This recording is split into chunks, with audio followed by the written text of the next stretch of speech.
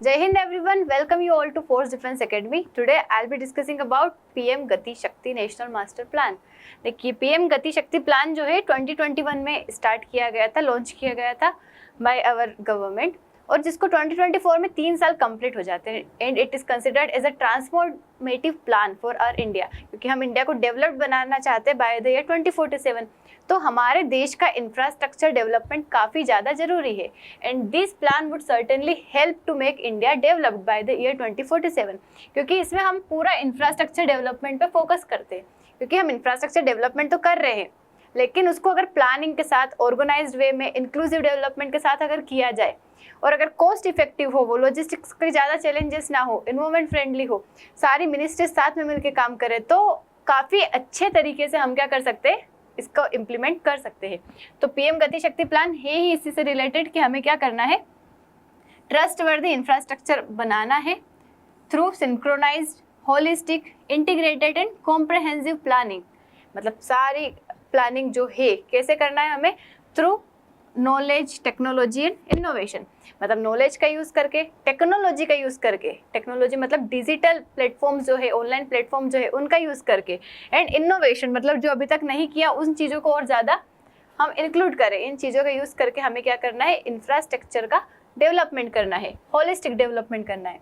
और इस अप्रोच को हमारे 7 इंजन्स के थ्रू, मतलब ये अप्रोच जो है हम इसको ड्राइव करेंगे। मतलब इसके अंदर 7 डिफरेंट जो हमारे इंफ्रास्ट्रक्चर के सेक्टर्स है वो इंक्लूड है। कौन कौन, जैसे कि railways, roads, ports, waterway, airport, mass transport and logistics infrastructure. मतलब ये 7 सेक्टर जो है इंफ्रास्ट्रक्चर के, 7 इंजन्स जो है, इनको क्या करेंगे, हम फोकस करेंगे मोस्टली काय में, पीएम गति शक्ति प्लान में। वहीं अगर हम देखें इसका ऑब्जेक्टिव क्या है, तो देखो फर्स्ट क्या है, ईज ऑफ लिविंग। हमें ईज ऑफ लिविंग को बढ़ाना है, ईज ऑफ डूइंग बिजनेस को बढ़ाना है, मिनिमाइज करना है डिस्ट्रप्शंस। क्योंकि देखिए क्या होता है, जैसे मानो कोई एरिया है, वहाँ पे अभी रोड बना, फिर वो एरिया डिस्टर्ब होगा, थोड़े टाइम बाद वहाँ पे रेलवे का कंस्ट्रक्शन होगा आसपास, तो डिस्टर्ब होगा। वहाँ पे कोई पाइपलाइन निकल रही गैस की, तो डिस्टर्ब होगा। वाटर पाइपलाइन निकल रही तो डिस्टर्ब होगा, कोई केबल लग रही है तो डिस्टर्ब होगा। तो इस तरीके से वो एरिया बार बार डिस्टर्ब ना हो, ये अलग अलग मिनिस्ट्री अलग अलग अपना अपना काम करती है। कोई पोर्ट से रिलेटेड हो गया तो डिस्टर्बेंसेस ज़्यादा क्रिएट होते हैं, तो वो ना हो इसलिए हमें पीएम गति शक्ति की रिक्वायरमेंट है, ताकि सारी मिनिस्ट्रीज मिल के कोलैबोरेट करें, प्लानिंग करें और एक बार अगर कोई काम हो रहा है, मतलब किसी को एरिया डिस्टर्ब हो रहा है, तो उस जगह पे सारे काम कर ले एक साथ ही। उससे पैसा भी कम लगेगा, पब्लिक भी कम डिस्टर्ब होगी और कॉस्ट इफेक्टिव चीज़ें हो जाएगी, क्योंकि ओवरऑल पैसा तो हमारे देश का ही जा रहा है। मतलब मानो आपने एक बार गड्ढा खोदा कोई एक केबल लगाने के लिए, फिर थोड़े टाइम बाद फिर गड्ढा खोदा पाइपलाइन निकालने के लिए, फिर थोड़े टाइम बाद गड्ढा खोदा कहीं गैस पाइपलाइन के लिए, फिर थोड़े टाइम बाद ऑप्टिकल केबल के लिए। तो ऐसे करते करते उस जगह पे ओवरऑल पैसा किसका जा रहा है, हमारे देश का। तो एक ही बार हो गड्ढा खुदे, सारी चीजें हो जाए साथ में, तो उससे क्या होगा, पैसा बचेगा, टाइम बचेगा, पब्लिक डिस्टर्ब नहीं होगी। तो ये पीएम गति शक्ति का प्लान है इंफ्रास्ट्रक्चर डेवलपमेंट से रिलेटेड। और expected completion of work with cost efficiencies. ठीक है, अगर हम पीएम गति शक्ति नेशनल मास्टर प्लान की बात करें तो ये किसने बनाया है, बिसाग एन, मतलब Bhaskaracharya national institute for space applications and geo informatics, मतलब जीआईएस प्लेटफॉर्म, मतलब हमारे जो ज्योग्राफिकल इंफॉर्मेशन सिस्टम है, इंफॉर्मेशन मतलब जैसे कह सकते हैं कि जैसे नेविगेशन के थ्रू कि हाँ किस जगह को डिजिटल, ऐसा समझ लीजिए, टेक्नोलॉजी का यूज़ किया है, डिजिटल चीज़ों का यूज़ किया है और नेविगेशन का यूज़ किया है। मतलब किस जगह पे क्या हो रहा है उसकी मॉनिटरिंग होगी technologically. Geographic information sector, it provides comprehensive database of ongoing and future project. आपको पूरा डेटा प्रोवाइड करेगा, किसका, ऑनगोइंग मतलब जो प्रोजेक्ट अभी चल रहे हैं, और फ्यूचर जो प्रोजेक्ट है कई सारे अलग अलग मिनिस्ट्री के, जैसे कि भारतमाला प्रोजेक्ट हो गया जो कि रोड के कंस्ट्रक्शन से रिलेटेड है, सागरमाला जो कि वाटर से रिलेटेड है, इनलैंड वाटरवेज जो पानी के अंदर जो रहता है उससे रिलेटेड है, लैंड ड्राई और लैंड पोर्ट से रिलेटेड, उड़ान जो कि एयरपोर्ट से रिलेटेड, मतलब उड़े देश काम नागरिक जो हमारी स्कीम है, मतलब एयरपोर्ट्स वगैरह से रिलेटेड। तो इन सभी चीज़ों को से रिलेटेड है। अगर हम इसके की फीचर्स देखें तो डिजिटल इंटीग्रेशन, ये क्या करेगा, डिजिटल प्लेटफॉर्म प्रोवाइड करेगा, डिजिटल प्लेटफॉर्म प्रोवाइड करेगा which would integrate different 16 ministries, मतलब 16 मिनिस्ट्रीज को इंटीग्रेट करेगा, वहाँ पे सबको इन्फॉर्मेशन प्रोवाइड करेगा related to the infrastructure development. Multi sector collaboration, मतलब it would collaborate different sectors which includes roads, railways, ports and which include several programs like Bharatmala, Sagarmala, inlet waterways, dry ports, Udan, this types of projects would include under this scheme. और economic zone मतलब focus करेगा areas जैसे कि textile हो गया, pharmaceuticals, defence, agriculture, इन सभी पे क्या करेगा वो डिफरेंट डिफरेंट सेक्टर्स पे फोकस करेगा। और टेक्नोलॉजी का यूज़ करेगा, हमने देखा कि कई सारे टूल्स का यूज़ करेगा, इसरो के सैटेलाइट का यूज़ करेगा, ताकि उससे क्या होगा कि कोई भी प्रोजेक्ट अगर बन रहा है तो सैटेलाइट की हेल्प से उसके ऊपर मॉनिटरिंग की जा सके, उसको अच्छे से देख पाए किस तरीके से प्रोजेक्ट हम और कहाँ कहाँ बना सकते हैं प्रोजेक्ट, जगह देख पाए कि कौन सी जगह खाली है, कहाँ पर रिक्वायरमेंट है, कौन सी जगह टूट गई है, वहाँ पे वापस से बनाना है। तो ये सैटेलाइट की हेल्प से आसानी से हो पाएगा, जो कि मिनिस्ट्रीज यूज़ करेंगी इनका। देखिए इसके अंदर 6 प्रिंसिपल है। इंटीग्रेटेड मतलब साथ में मिलकर डेवलपमेंट करेंगे। Multi model, roads, railway, transport सभी का यूज़ किया है। लास्ट माइल तक कनेक्टिविटी रहेगी। रेड्यूस्ड इकोलॉजिकल इम्पैक्ट मतलब इकोलॉजी पे जो इम्पैक्ट हो रहा है उसको हम कम करेंगे, क्योंकि बार बार अगर डिस्टर्बेंसेस होता है तो इम्पैक्ट होता है। एक्सपेडिट लैंड एक्विजिशन मतलब लैंड एक्विजिशन को प्रोसेस को सुलझाना, अच्छे से बढ़ाना और क्लियरेंसेस को कम करना। उसके बाद देखिए अगर हम क्या अचीवमेंट किया है, क्योंकि it has complete around 3 to 4 years मतलब 3 साल 2024 में कंप्लीट हो गए थे। तो क्या अचीव किया? डिस्ट्रिक्ट लेवल एक्सपांशन मतलब इसके अंदर एक तो हमारे भारतमाला प्रोजेक्ट ने अराउंड मतलब 15,000 करोड़ कंस्ट्रक्शन किया है। रेलवेज कई सारे कंस्ट्रक्ट हुए हैं। उसके अलावा कई सारे एयरपोर्ट्स को रिनोवेट किया गया है, नए बनाए गए हैं। हमारा रोपवे का कंस्ट्रक्शन हुआ है। तो ऐसे कई सारे कंस्ट्रक्शन हुए हैं अंडर दिस स्कीम। और उसके अलावा अगर हम देखें तो जैसे रोड है, पीएम गति प्लेटफॉर्म जो है 27 एस्पिरेशनल डिस्ट्रिक्ट जो है मतलब 750 तक पहुंचाना है, उसमें 27 कंप्लीट हो चुके हैं। टेक्नोलॉजी का इंटीग्रेशन हुआ है मतलब जो ये हम इसमें सैटेलाइट्स का यूज़ कर रहे हैं उसकी हेल्प से कई सारी मिनिस्ट्रीज ने फ़ायदा लिया है और डेवलपमेंट किए हैं। ग्लोबल शोकेसिंग मतलब गति शक्ति का जो टूल है मतलब जो डिजिटल टूल है उसको शोकेस किया गया अराउंड 30 कंट्रीज़ में, सेंट्रल एशिया और साउथ ईस्ट एशिया में। सोशल सेक्टर अगर हम देखें तो ministry of health, family welfare मतलब इन्होंने भी कई सारे एरियाज़ को देखा और उसके ऊपर वर्क किया with the help of this tool.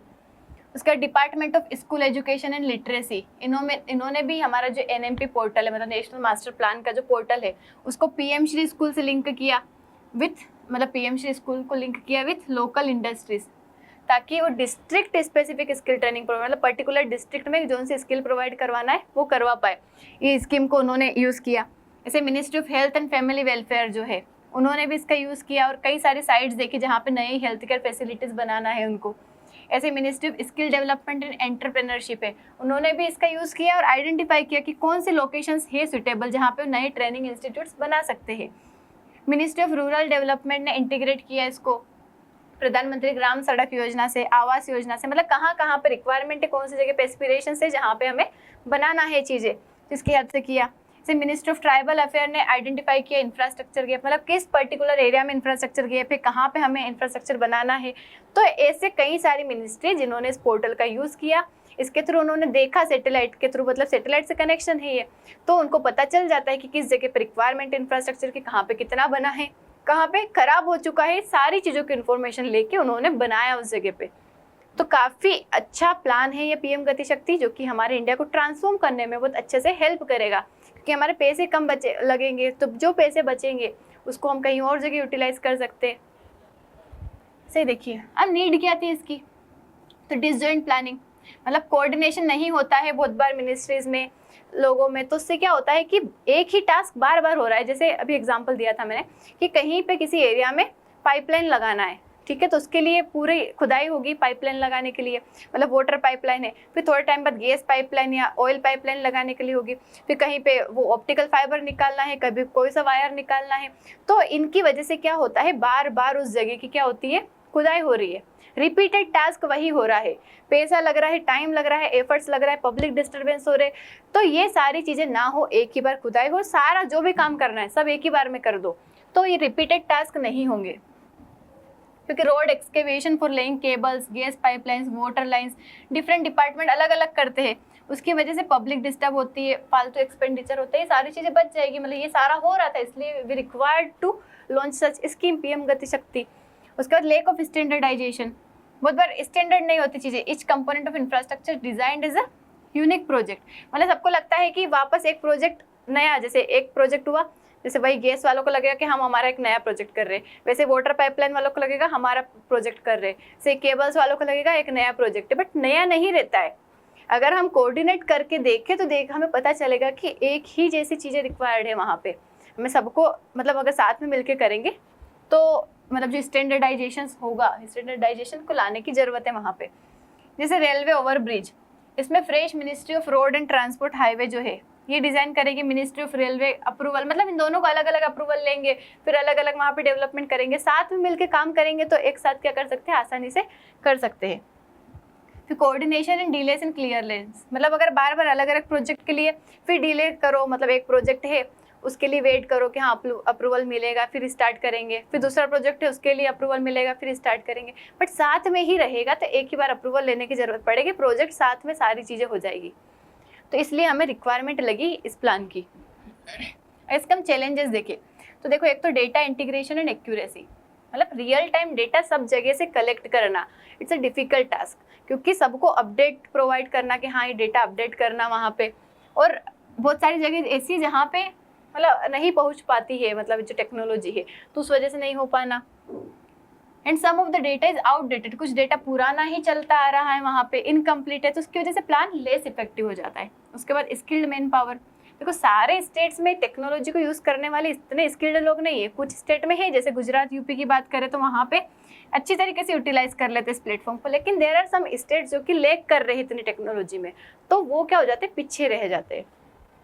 Other challenges जैसे कि लीगल प्रॉब्लम्स आ जाना, कुछ एलियनेशन ऑफ लोकल पॉपुलेशन, कई बार पॉपुलेशन को भी मतलब हटाना पड़ता है, अलग करना पड़ता है फॉर इंफ्रास्ट्रक्चर डेवलपमेंट, तो कुछ डिफिकल्ट टास्क है, कई बार इन्वायरमेंटल स्टैंडर्ड कंप्लाई नहीं करते उन चीज़ों से।